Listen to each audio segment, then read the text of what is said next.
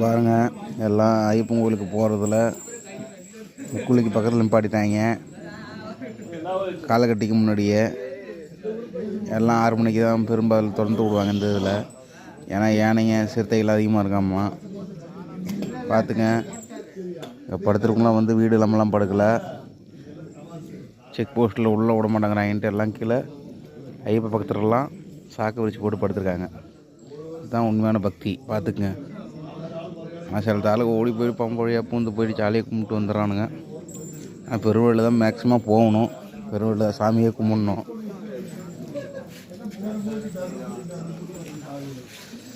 Ayyappa.